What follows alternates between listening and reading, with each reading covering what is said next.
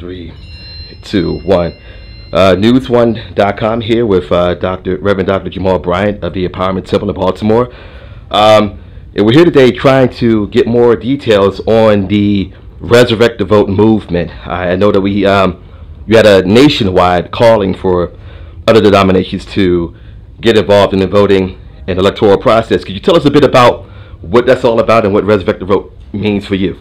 Resurrect the Vote means that which was dead is coming back to life. This is an awakening for the black church to become involved and engage in social and civic issues. And we begin that process with an en masse voter registration drive.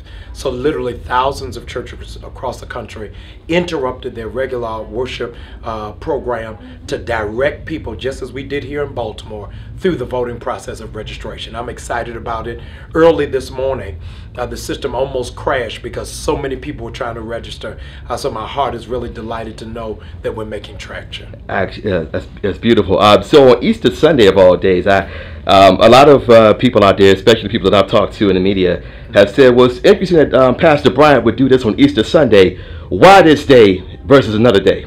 Well, Easter Sunday really is like a friends and family within the black community. More than any other Sunday, people populate the pews. And so no church would have an excuse, whether you're a mega church, a small church, or a storefront church, would have minimal 20 people. And so we wanted the day that we can make the most bang to, in fact, roll out the project. And I think that was the best decision to do it on this day. Now, have you been in contact with any other of your other brothers out there and other church leaders out there that are doing the same thing? What's the response to get back from them? I'm sure it's kind of early right now. You can't tell right now. The response has been overwhelmingly supportive and surprised because the black church has not been on the main line of the political discussion. So to see that happen in the middle of a worship service where people are not expecting it really has come as a sigh of relief of so many people, the older saints and the younger ones who have been waiting for a call to activism. Certainly. And switching gears just a bit, I know that I heard at your sermon this morning that you'll be heading back down to Sanford, Florida to march again and also walk in solidarity with the people fighting against for the Trayvon Martin case. Can you tell us a bit about that, please? We're praying that this week the grand jury is going to be called into session and there will be an arrest. We're being very optimistic about that.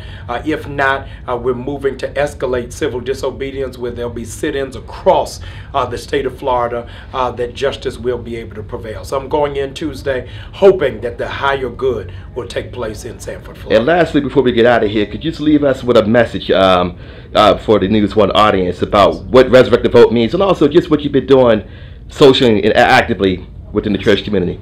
Maya Angelou penned a poem some years ago that declared, "You can write me down with history with your bitter, twisted lies, but still like dust, I'll rise." That is the call and the clarion creed for Resurrect the Movement. They have written this generation off, thinking that we would not be a part of the political conversation, but with 1 million new registrants to vote, they cannot in fact dismiss us or ignore us. We are here to stay and our voice will be heard. Thank you so much, Dr. Bryant. All right.